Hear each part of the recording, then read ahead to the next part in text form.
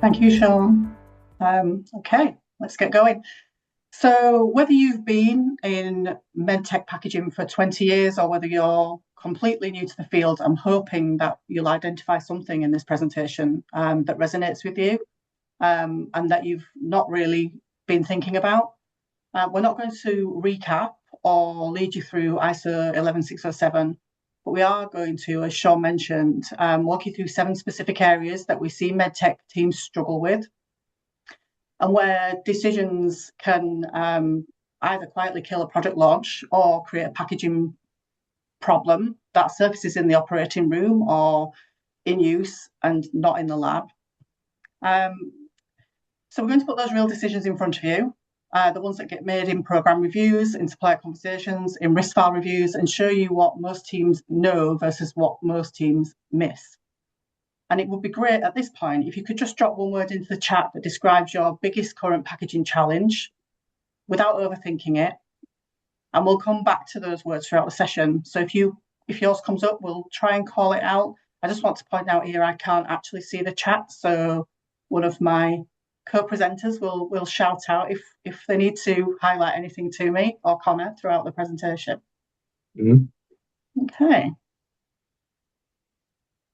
All right. So let's start with a number, 13%. 13% of FDA medical device recalls over nearly a decade-long study traced back to packaging and labeling failures.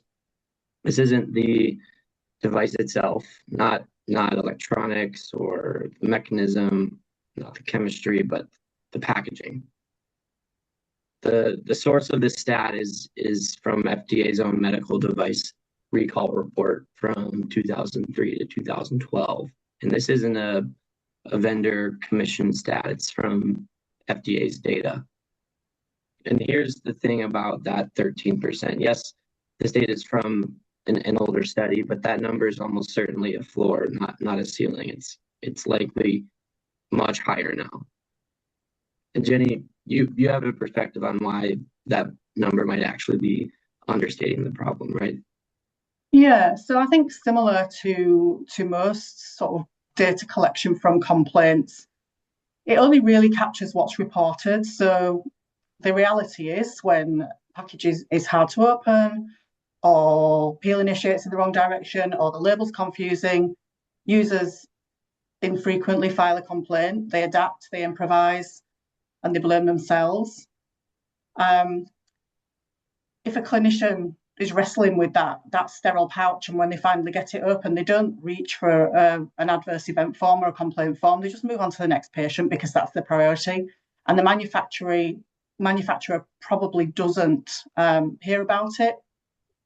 So that 13% is what surfaces. It's what is probably problematic enough for them to complain about or frustrating enough, but the full picture of usability failures probably aren't being identified. So again, in the chat, if you could type yes or no relating to whether your team's received a formal packaging related complaint in the last 12 months. And if someone could, shout out what that's looking like, that'd be great. Hey, Jenny, if we're not seeing it in adverse events, where do you think it is being felt or seen with if they're experiencing challenges or confusion in packaging or unboxing? I suspect it's just been seen in just general frustration and dissatisfaction with that, with that product. And then so it's probably felt in commercial. Yeah, ultimately make it commercially unsuccessful. I think we talk a little bit about that later, but I think ultimately that's where these unreported frustrations go. Is it damages your brand reputation? Yeah, and I think it's worth noting, I was kind of working with Connor on some of the stats here. The stat data set is technically from 2003 to 2012. But Connor and I were talking of, do you think, that is a while ago, but do you think that that's greater or less than it was between 2023 and 2012? My first inclination was it's likely a lot higher than that now. Some of the data that we looked through suggests it's about the same, but I think it's actually, and Jenny, I'm curious to get your opinion on this, but I think it's actually more that you have, what I have seen within usability is you have more regulation, significantly more since 2012 to 2026. And now you're even able to categorize those FDA recalls, more intently than maybe in the past that was more broadly like a labeling error or a, point of use of opening a package was not intuitive enough. So I guess what's your take on it? Do you think it's gotten higher, lower? In terms of the stats, I don't really know. I think what I do know is that as human factors has become more embedded in the design and development of products, packaging hopefully will have been included in that, although I think it's sometimes not, hence the reason we're talking about it. So the identification of issues pre-launch hopefully will have increased, which should result in a lower incidence post-launch. I think what I've seen in terms of reporting of issues in general is that it's just not very good. And in particular, clinicians don't like reporting on things that are frustrating that they think might have caused themselves. So if it's packaging, I just think falls into that. It just falls nicely into that category of this is really annoying, but it's not worth wasting my time putting in a complaint. Yeah, it's a good point. I mean, there's a big difference also between a complaint and a compliance issue. There's this works better for me versus this is violating the necessity of packaging and its performance in the marketplace. Yeah. Okay, let's move So looking at the chat a little bit, Jenny, just to keep you in the loop, there are a lot of yeses. There's a decent amount of no's. I think within the yeses, you're getting some feedback on barcoding and labeling and compliance testing for bad barcodes. You're also getting some comments around distributors who think you need to redesign a package, but the customer is complaining about it and not sending devices back in the original packaging. So some reprocessing pieces to it as well. Yeah, interesting. And some of those are use related. Some of them sound like they're design, like barcoding, incorrect barcoding sounds like it's design related as well. So okay, let's walk through a scenario.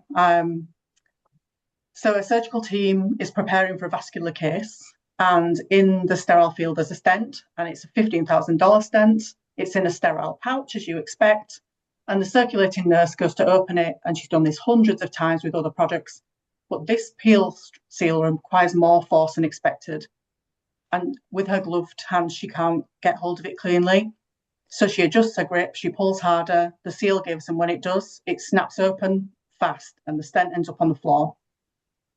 The result is the case is delayed for 40 minutes, the stent has to be replaced, the sterile field has to be re-established, and critically, it's highly likely that no formal complaint will be filed, and the manufacturer might not find out, and if it is, it might not give the detail that drives the correct action within that organisation.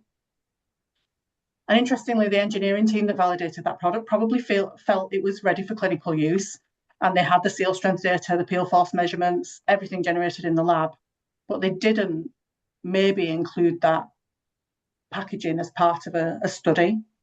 They didn't watch it in real use with a real clinician opening it in the correct environment. So I think that what that shows us is there's a huge gap between what gets validated in a lab with peel strengths and peel force and seal strength data, and then what actually happens in real use. And what we're trying to do is close the gap, and that's really what the next 45 minutes is about. It's 7 decisions and 7 places where that gap can open wider, or we can close it. And I just want to comment that not only is that what the next part of this conversation is really about, it's really why Sarah and I came together to address this problem, because clearly Canyon Labs would provide all of that lab data, right, and help to validate it that way. But we saw a gap and a need that really takes this much further, not only driven from the regulation or the standards, that's one piece of it, but where really we're seeing friction in the industry, and that gap could be closed through this partnership, where we're not just looking at, the lab data, but we're really understanding the challenges in use and the friction and the risks. But also what I always like to highlight is we talk a lot about risk, but where the opportunity lies. Because it is the commercial team that's hearing about this. Really, it comes down to, are people going to buy your products the next time? Is there going to be a different, game time decision to use a different product if the nurse or the technician knows that there's a problem and they don't want to have that same experience be repeated. And so this is, yes, important that we're able to get through the barriers or over the regulatory hurdles, but ultimately this is about how do we build the right products for what's the need in the market, and that we can help you maximize your opportunity in post-launch, not just get to launch. Yeah, I think the biggest eye-opening thing, Kelly, when we first met and starting to talk to Jenny and understanding, where ClariMed fits and where Canyon fits, I've spent a lot of my career in the packaging engineering world, and I know it's no taboo topic to know that a lot of packaging engineers just design packages in a box. They're only looking at the design requirements they have, such as Jenny's case here. They're looking to pass an F88 test, a peel strength test. They're not looking at the nurse that's struggling to open that package. And I think that, through talking through a lot of this webinar and some of the, articles we've done together, I've realized on the packaging engineering side, and we've always had regulations that are pretty vague, or standards that are pretty vague, which we'll go into that later in the talk today. But then you look at the device side, and hearing Jenny talk about, all the requirements and all of the available resource to the engineer that is looking to meet compliance standards. And it's vast compared to packaging. And, looking at it from how does this industry advance together? It is that harmony between those, the packaging and the device side. And the closer that those get, I think the higher level of information, guidance, compliance readiness that, a packaging engineer will have by potentially utilizing and learning more about some of the usability guidance that is available more on the device side of things. So I think packaging has a long way to catch up necessarily on the guidance side of things, and packaging is trying. Like, there's a lot, I'll go into it later, but there's a lot on the regulation side that's coming to try to catch up, but the device side is just so much farther ahead than maybe where packaging is or was in the past. And if I can interrupt for a second, ClariMed and Canyon Labs have collaborated on a new white paper. The new white paper is Designing for Safety. If you want a copy of the white paper, just put WP or white paper in the chat. We'll make sure that you get a copy of it after this call. Thanks. Thanks, Sean. I think with all that in mind, we'll just quickly skip through these 7 decisions or 7 areas that we're going to walk through today. And I think if you can just, we'll just read them out one by one. And if you could just tell us which one of those resonates with you the most strongly right now, and we'll maybe discuss that later. So the decision 1 is, do you test with the real packaging or with a placeholder, or nothing at all, as many people do? Decision 2, how do you balance seal strength against gloved hand opening force? And then decision 3, how do you prioritize things on the labeling, and what gets sacrificed? Decision 4 is, how do you handle color, symbols, and language when one package ships to multiple markets? Number 5, when does packaging need to enter and be considered in your risk file? Decision 6 is, how do you monitor packaging post-market when complaints underreport by design? Okay, and 7 is how do you handle packaging changes during manufacturing transfer or even just design transfers or changes. So that's 7 decisions or 7 areas. Please drop a number in the chat so we can have an idea what you're interested in and make sure we explore those areas fully as we go through. You got a lot of 5s and 3s and 1s. A lot of 5s though. 5 is definitely a popular one. Yeah, 5. I nearly said it, but in danger, I didn't want to bias the outcome. That my favourite would be the risk file because I think it drives everything else. But anyway, we'll go into that more as we go along. So let's move on.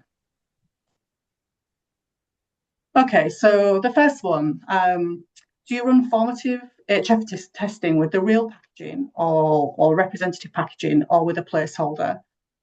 I think what everyone knows is that formative usability evaluation is something that is required, really, as it is. Most people try and include it in their submissions. And it should be with representative users under simulated use conditions. And really what it's doing is de-risking your summative evaluation and making sure you've optimized the design. But I think what most teams don't do or see is that a lot of formative studies are done with either no packaging. It's quite often that packaging doesn't even get included. You just put a prototype of products on the table, packaging is not considered, or using in packaging that's nothing like what will actually be tested in the summative or what will go into the market. And this is usually because the real packaging is not ready, tooling is not committed, final materials aren't locked, and the schedule just keeps moving and formative testing just gets run with whatever's available, whatever can present that product for someone to look at. And of course, looking at the rest of the design is important, but the packaging gets omitted. So what you can end up with is a summative evaluation that has got an entirely new packaging user interface included, and that can cause issues, unidentified use errors and problems with that summative study. So I'd be interested to know, in your last formative studies, did you have final packaging or representative packaging? Or even if you have given packaging a chance to be optimized during development? You're getting a lot of yeses. A lot of yeses. It's great to hear. So kind of from a packaging engineering standpoint, why do you think people might not include final or representative packaging? Yeah, I think the reason is sequencing, right? So in most med device, med tech programs, tooling commitments happen after the formative testing on the development timeline. That's tooling for pouches or trays or whichever your primary packaging may be. And packaging engineers are often still evaluating materials, geometry, configurations, when the human factor team needs those actual samples for a study. So the human factor team gets what's available, what exists. That's maybe a pouch that's roughly the right size, a tray that's approximately the final geometry, maybe a label that somewhat mimics the content, and everyone's saying that's close enough. And the problem in that is that close enough is not the same as representative. So peel force is a function of the actual seal geometry. The opening dynamics depend on the actual materials utilized. Those characteristics are not close enough. They are either correct or they're not. And placeholder packaging cannot give you that right answer. So I guess, Jenny, what does doing this right actually require from the program schedule? I think it's just really getting people involved earlier. So getting the packaging team involved earlier and having a really good idea of what you want that packaging to look like. Because actually involving packaging, well, just involving packaging as part of the overall system design, it just, you put it into the risk file, we'll discuss that in a minute, but and you have chance to optimize that design and minimize any risks. And it's not just, the the other thing that we didn't talk about really on this slide actually is there's also labeling to consider here. So what does that labeling design look like? Often there's labeling on there that's controlling risk. So that also gets time to be optimized. So I think it's just about getting packaging artworks as early as possible, knowing what needs to go on that packaging, knowing how it needs to be designed to present that product in a safe way. So it sounds simple. I know it's not, because everyone's focused on what's inside the packaging. Let's get that right, and then we'll deal with that packaging later. But you don't want to be that to be the place where your product fails at the last minute. Jenny, I'm curious where you guys get customers in their launch cycle, and I'll explain the impetus of my question. But I think especially on the packaging side, like if you're trying to meet ISO 11607 Section 7 regs, on the packaging engineering piece, for all intents and purposes, I see most of our clients designing their package, and then they're doing, the assessment at the end just to check the box of like, I have my perfect package. Maybe it's not perfect for my user, but it's perfect for me. And I'm just sending it through this usability testing, thinking it's going to pass and I'm going to move on. And, you mentioned something very important. The vital shift that is needed in the design and marketplace is the ability to iterate based on, usability data. Connor mentioned some of the roadblocks to that being tooling, and packaging is very expensive. It's very hard to get prototyped at times. There's a lot of roadblocks. So I get why you might see more no's than yeses at times. But I'm curious, I guess, from your guys' perspective, typically speaking, where in the life cycle are you getting people? Are you seeing more people thinking about it more upstream, especially given that, you guys have some of the device side too? Or are you noticing some of the same maybe bad trend that we see in the packaging side, where it's I did my thing, check my box, here you go? Yeah, I think it's difficult to say, because obviously all companies are different, but I think what we do see is a lot of people not having quite finalized packaging earlier in the development process. So they've not even got an idea of it sometimes. They're bringing us a prototype, but it's not, we don't even start looking at the tasks until it's out of the box. Yeah. Of course, when we come to, doing someone's formal summative evaluation, that all we would consider everything. But at that point, we don't know what work's been done with that packaging beforehand if we haven't had the project from the start. So yeah.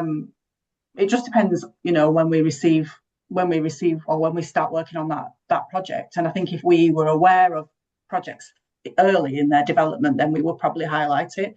Because I always, the first thing I say is, have you got a use-related risk file? And if it doesn't start from the beginning and it hasn't got the packaging in there, then that would be something that we would flag. But we don't always have, we don't always see the products that early in their development. Yeah. I was going to jump in there too, Sarah. I think, just like what you guys see, we see a lot of, okay, we need to do this, check the box, whether that's packaging or the device. And what we continue to try to educate on is that this should be an iterative process. This isn't a one-time thing. If you want to optimize it and you want to, first de-risk your regulatory success, but really optimize that experience for the user and balance that innovation curve with risk management. So we do see a lot of clients come in at the last minute, and what we continue to encourage is involving us earlier, which I realize can be challenging, both from a project management as well as from a cost standpoint. But involving us earlier can actually save time and money and help you develop a better product. And I think that applies to packaging and the device itself. Someone wrote a comment in that it resonates, and she said, I often find that no one cares about packaging until everyone cares, which is usually happens after a failure. And that, Catherine, that hits home. Yeah. Okay. All right. So the next decision two. This one's one of my favorite. I know Jenny like 5, but this one's good on my packaging engineer standpoint. How do you balance seal strength against gloved hand opening force? So what most teams know, seal strength is validated against different standards, ASTM, and you have a minimum seal strength requirement based on your sealing process characterization work. You have a test method, you have data, good to go, green light, we're set. What most teams don't see, a package can pass every seal strength test in the lab and still produce contamination, device damage, or improvised opening techniques in clinical use. And the competing constraint, the force that gloved hands can reliably generate is real. And the lab is not the place where that constraint gets resolved. The problem there is that ASTM test methods use controlled equipment to grip and separate that seal. And that's not how a clinician opens a package, right? A clinician is in surgical gloves, often in a time-pressured environment, uses friction, finger dexterity, and body mechanics even that are completely different from the test apparatus that we're testing in the lab. The peel force your package requires in the lab and the peel force a gloved user can generate are two different numbers.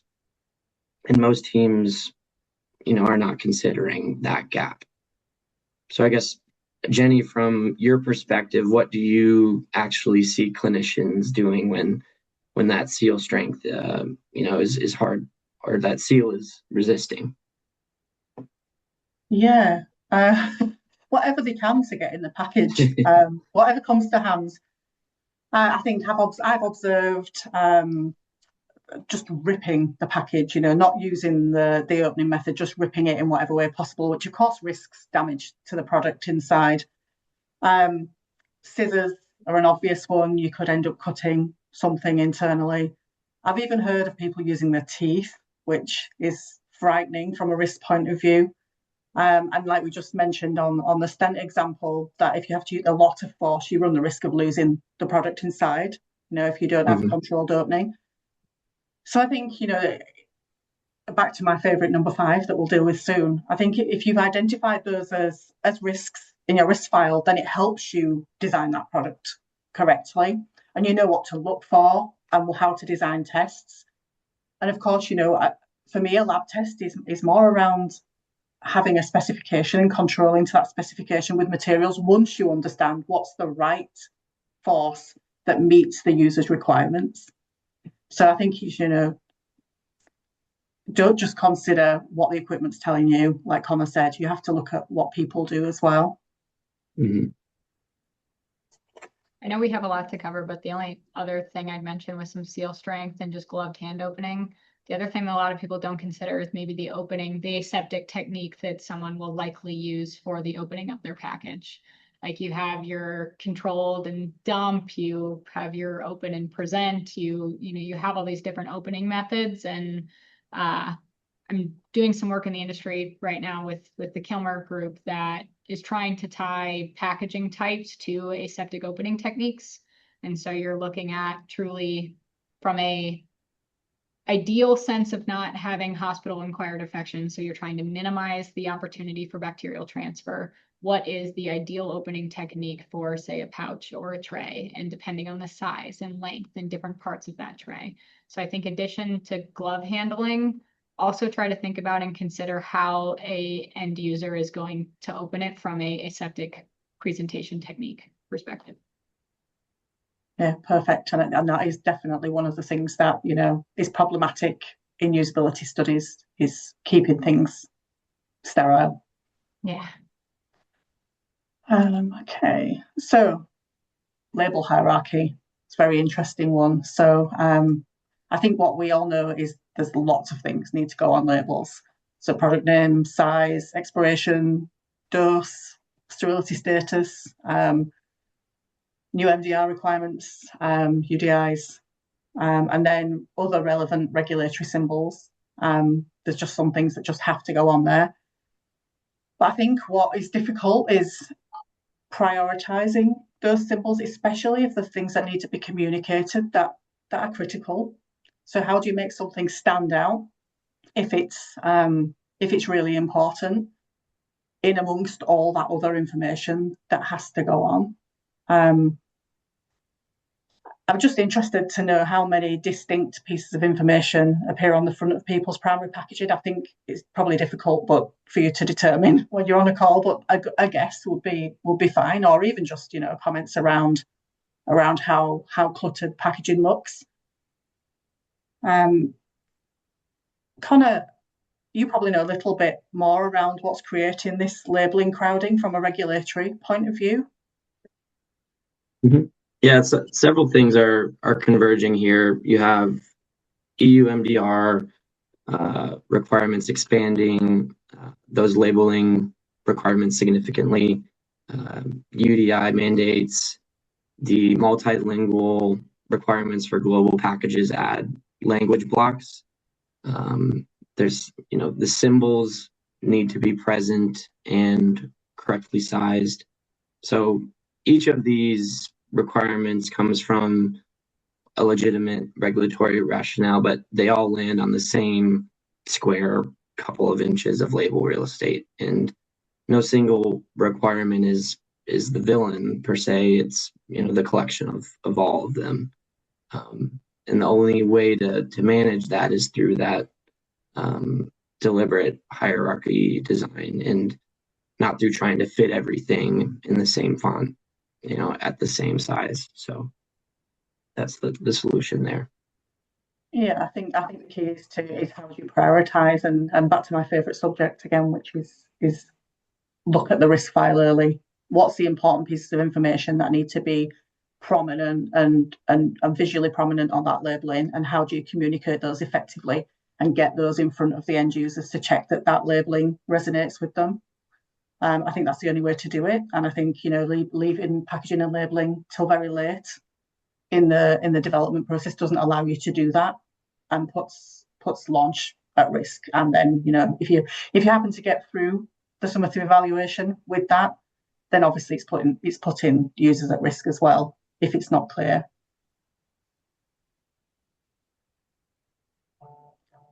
Okay, and then on a similar note, really, the decision 4 is about handling colour, symbols and language when one package ships to multiple markets. I think we all know that international labelling requires translation and compliant symbols. But what some people probably don't know is that colour semantics aren't universal. So red is a colour that signifies danger in the US and could signal good fortune in parts of China. So you can see how that might be problematic.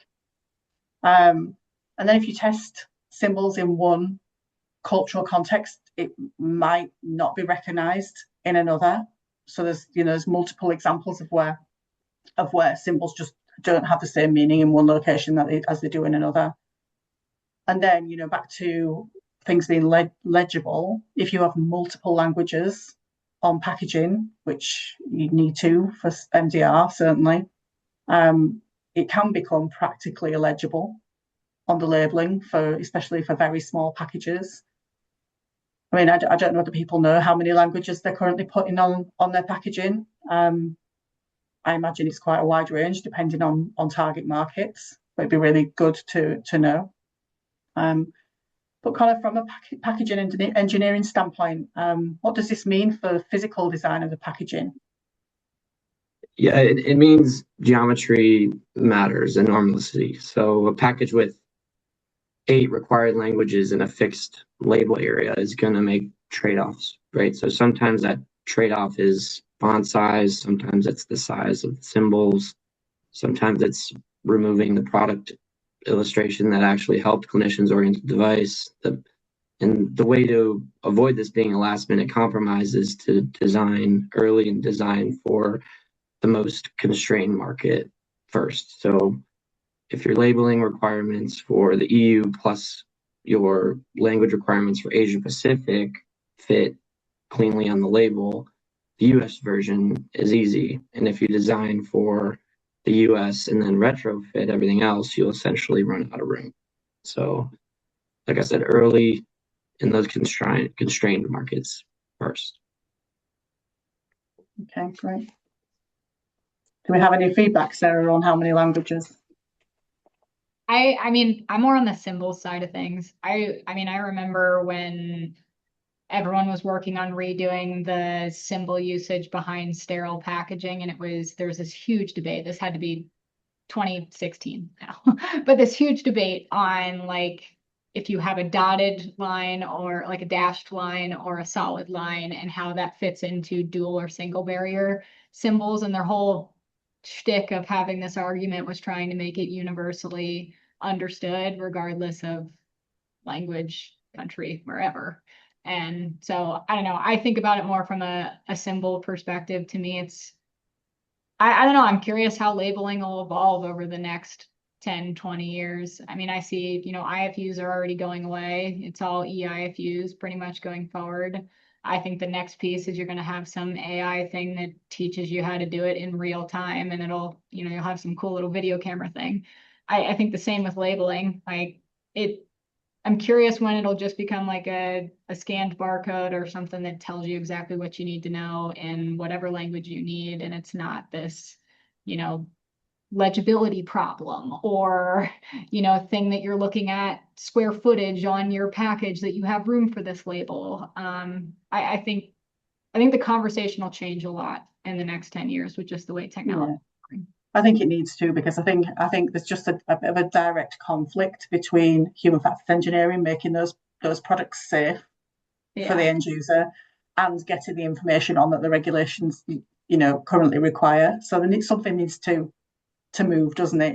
It's very hard at the minute. Yeah, I mean, IFUs scare the heck out of me. If my doctor's reading the IFU before he sticks this thing in me, like I'm out.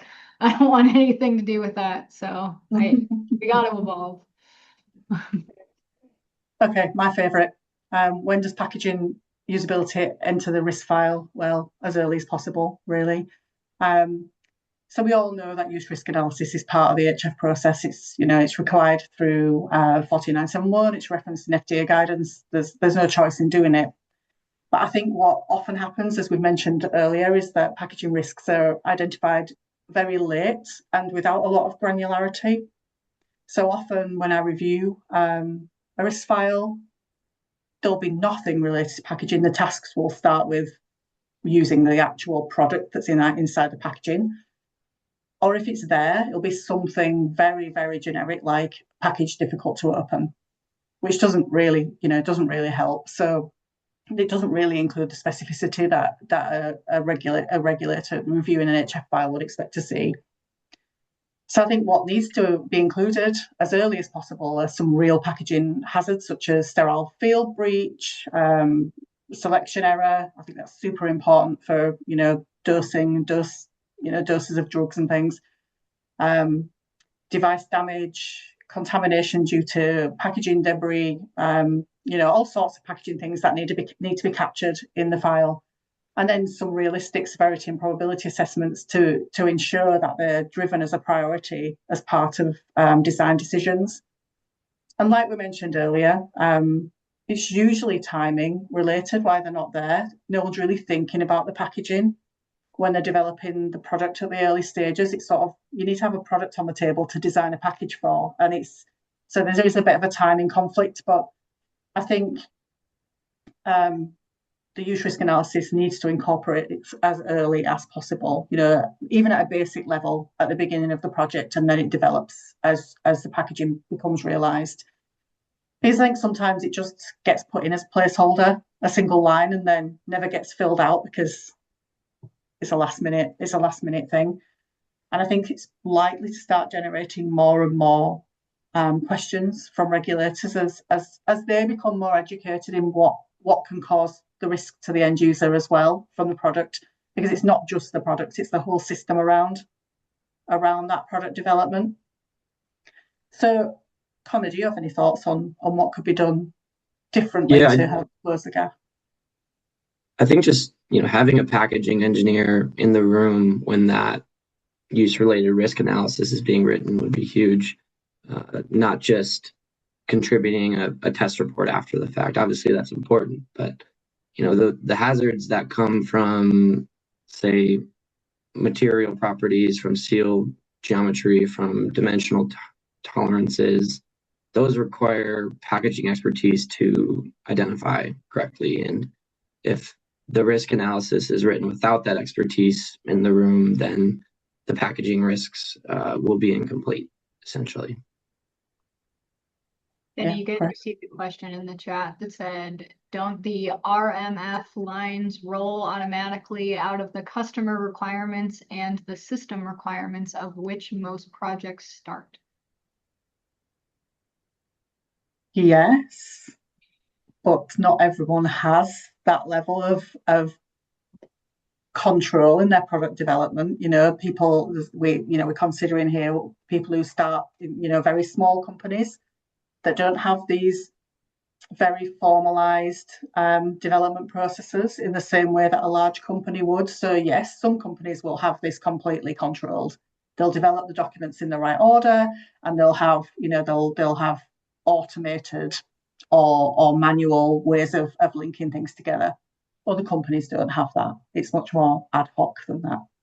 Jenny and Connor, I'm seeing a few questions around, small companies. A lot of companies don't have a specific packaging engineer, and what to do in those cases. It's either falling on the main project engineer or not getting adequately addressed, and maybe both. Yeah, I mean, I think really the key, like I mentioned about it, is just is getting the risk management right, because actually, if you identify what the risks relating to packaging could be, then when you go to design the packaging, you know what you're looking for. And I think there's certain key things that need to be included in that risk file.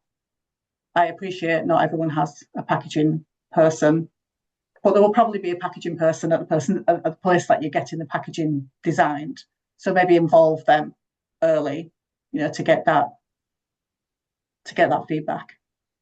Yeah, I was thinking the same thing, Jenny, is speaking with your suppliers. If you don't have a packaging engineer of your own, that's a great way to start. They absolutely have knowledge of the materials. They if it's a tray that's being sealed, they'll understand sealing as well. So that's someone you can discuss that with. Yeah, I'd say we have a whole packaging consulting team at Canyon Labs who could give us a call if you need one on a temporary basis. I think, when you look at packaging consultancy in general, I think it is a newer trend for companies to have full-time packaging engineers, and newer meaning last 10 years. Prior to that, to everyone's point here, the fickle need for a packaging engineer is peaks and valleys. It's really high at certain points and then it's non-existent in others. So I think that's really been the birth point of packaging consulting and packaging engineering degrees, has been, fulfilling that void if it's only temporary. So I think that's the same that falls within usability and HF. Do believe it should be integrated, but it is iterative and certain points in time. And I think this earlier stage where you're leaning on packaging engineering, like that's a good time for us to come in and do kind of an expert review and provide some input to what the user might experience and how that might play into your risk file. And so, it's about what does the effort look like at what point in time and how robust does it need to be, but not getting the information and going ahead and designing and developing with that early input is where you increase your risk. Mm-hmm. Okay. All right. So decision 6. How do you monitor packaging post-market when complaints underreport by design? So what most teams know, complaint trending is the primary post-market signal. You track complaints, you trend them, and you act on those spikes. What maybe most teams don't see is if packaging complaints underreport systemically, and they do, as Jenny described earlier, then complaint trending is measuring just a fraction of the actual packaging failures. And you can have a packaging problem that is costing you clinical accounts that never registers as a complaint. in practice, the first signal that packaging is failing clinicians is often maybe a business signal. That could be a drop in sales in a specific account, a lost contract renewal, maybe a field sales rep hearing we're looking for alternatives.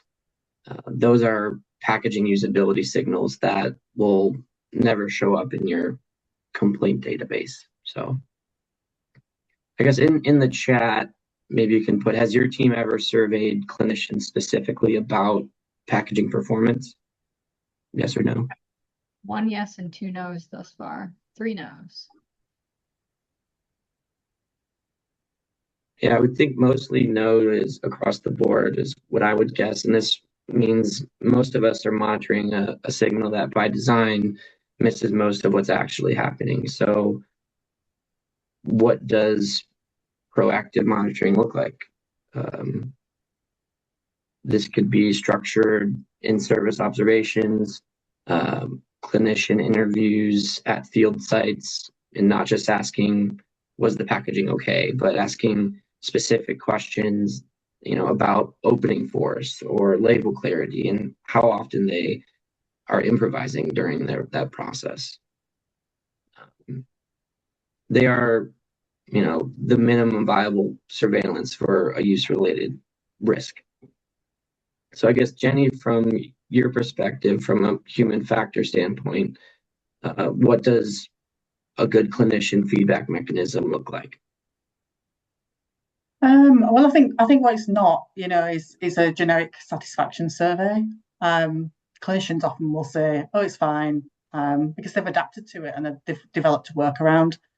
I think you actually just need to go and ask or observe specific tasks, such as peel initiation, label readability. Look at how it's being utilised in its actual clinical environment, and then ask, what they do if it doesn't work as they expect, or and get that feedback.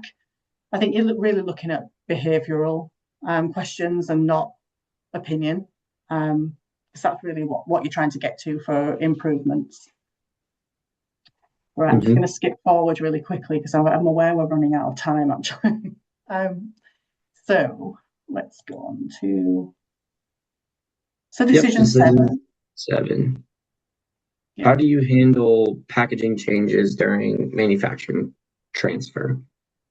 So what most teams know, manufacturing transfer requires revalidation against design specifications. There's gates, documentation, sign-offs. The process exists. And what most teams don't see is peel characteristics, seal geometry, and dimensional tolerances can drift within engineering specifications while the user experience changes dramatically. And this is the, silent degradation problem. And here is what that looks like in practice. So your original site uses a specific sealing bar geometry and a specific film lot. Your new site uses equipment that is within spec. Peel force numbers are in range.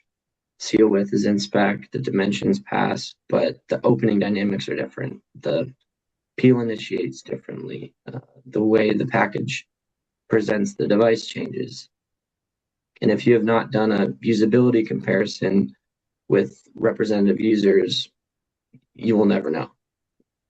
The clinical performance of a package can degrade across a manufacturing transfer that passes every gate mentioned earlier.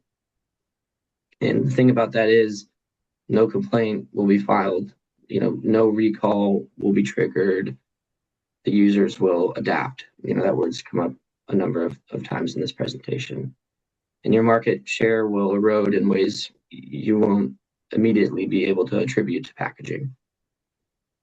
The right answer is either a retest with users at the transferred configuration, just being simulated use evaluation, not just physical testing, or an explicit documented judgment that the packaging user experience is unchanged. And most teams do neither. They do physical testing and sign the transfer package off. And I guess, Jenny, is there a regulatory expectation here that teams may not be aware of? Well, I think in reality, most teams will be aware that, the process of change control requires them to consider whether they're making an impact to their validated product. And what you're really looking for here is changes that could affect use-related risk and of course, a manufacturing transfer could or any sort of change to the product design. So you need to assess whether the usability data that you've generated is still applicable to that new design. I'm not sure many change control processes actually ask that question. And they'll ask whether the physical performance characteristics are impacted. But like we mentioned earlier, they're physical performance characteristics. So maybe if you've gone from the top end of a spec to the bottom end of a spec, or there's a slight geometry change, then it might really impact the way someone interacts with the product, and that just needs to be considered.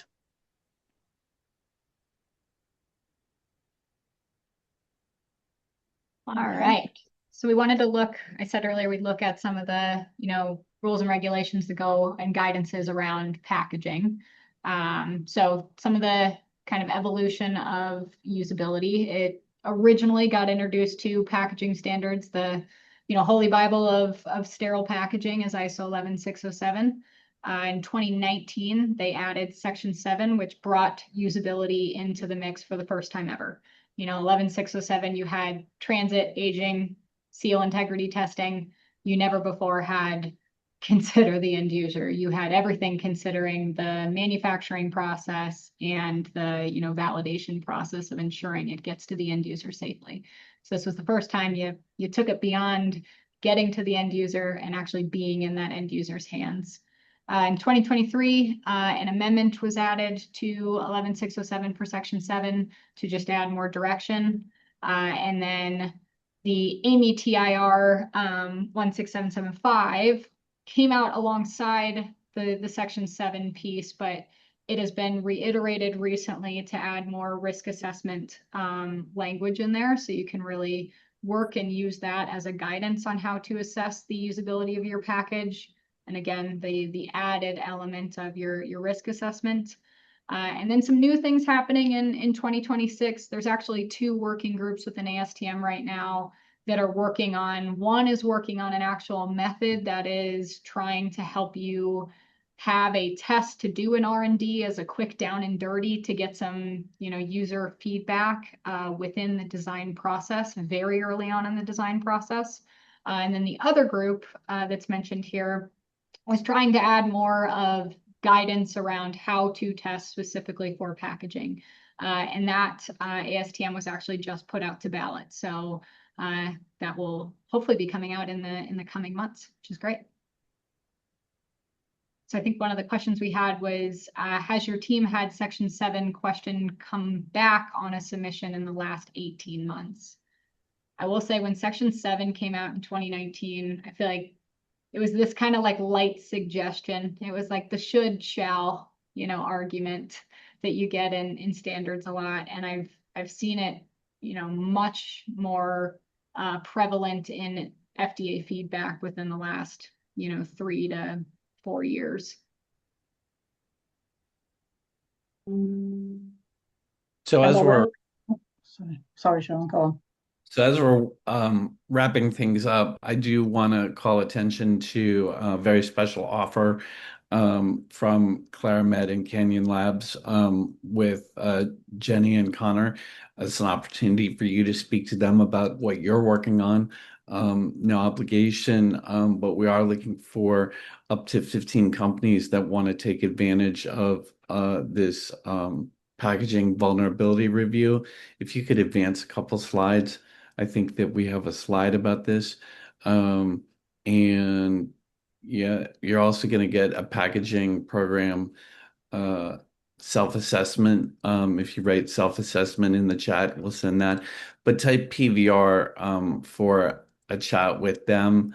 And Yes. So I wanted to make sure that I got that in before the end. Now you can go back to talking because I wanted to interrupt.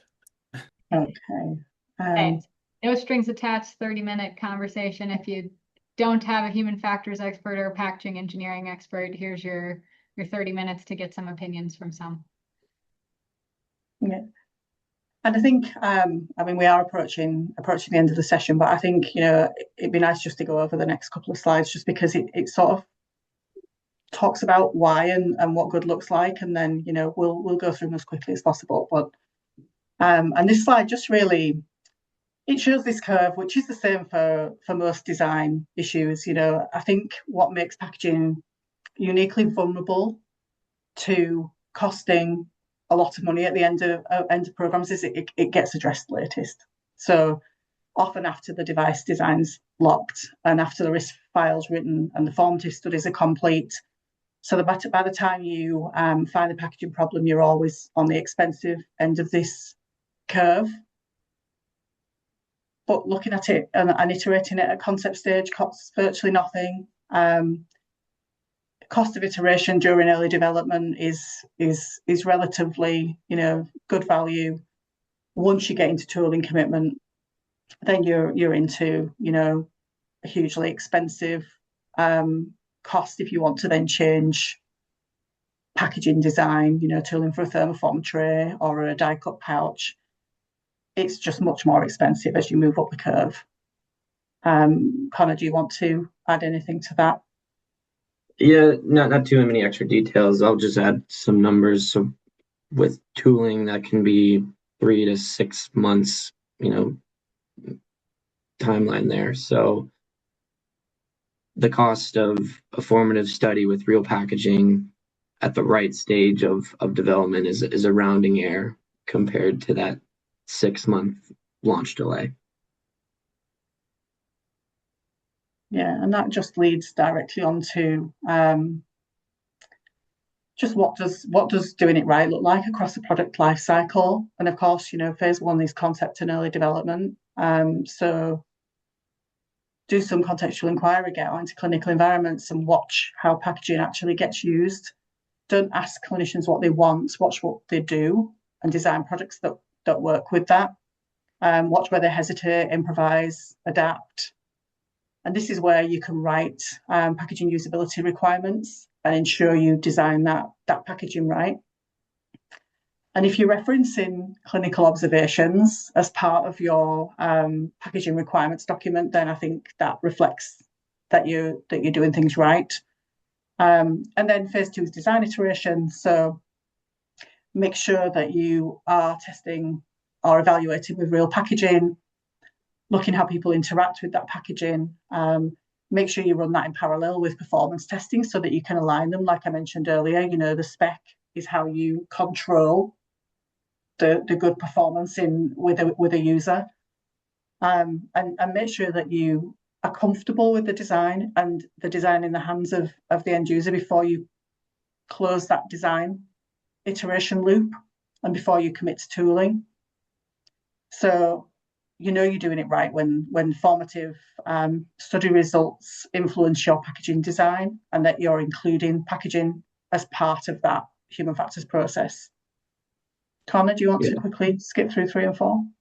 Sure, yeah. Phase 3 is verification and validation, and this is where summative usability evaluation happens, coordinated with packaging validation, not sequenced after it. So you're doing phase 3 right when your summative protocol was written with input from both human factors and packaging engineering. And on the other hand, you're doing it wrong when the packaging gets tacked onto an existing device study as an afterthought, another common theme. Phase 4 is transfer, launch, and post-market. This is where proactive monitoring happens. Structured clinician feedback, field observations. If something changes in your packaging, whether that's materials, manufacturing site, the question, does our usability data still apply? That needs to be asked and answered with evidence. And you're doing this phase right when your post-market surveillance has a packaging specific section and with specific monitoring activities, and you're doing it kind of wrong when your only post-market signal is complaint trending. Yeah, okay. That's very, very, I mean, again, that's common for all post-market data monitoring. Looking at things proactively is always an improvement. So I think Sean just presented these 2 slides, so I don't think we need to go over them again. And I actually don't think we really have time for any questions. No, we're a little bit over, but I want to thank the 4 of you for your time today and sharing this information with us. Everyone, look forward to the white paper in your inboxes. Designing for Safety. It's a fantastic white paper. I just read it. And I want to thank the audience for giving up an hour of your time, an hour and 5 minutes at this point. So thank you very much. If your panelists would like to say goodbye, we're going to sign off. Thanks. Thank you, everyone. Thank you all. Thank Appreciate you. the time.